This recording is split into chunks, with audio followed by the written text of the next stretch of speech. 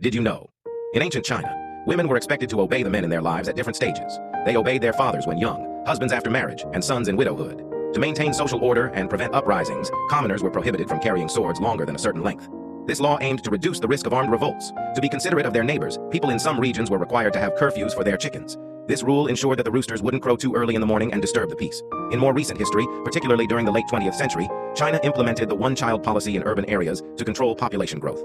Families were restricted to having only one child, with certain exceptions. Foot binding was a painful practice in which women's feet were tightly bound to change their shape. It was banned in the early 20th century due to its physical and health implications. During the 19th century, China faced severe social and health issues due to widespread opium addiction. Laws were enacted to combat this addiction, leading to the Opium Wars with Western powers. During the Qing dynasty, men were required to wear their hair in a specific style known as the queue. This hairstyle involved shaving the front of the head and leaving a long braid at the back as a sign of submission to the Manchu rulers.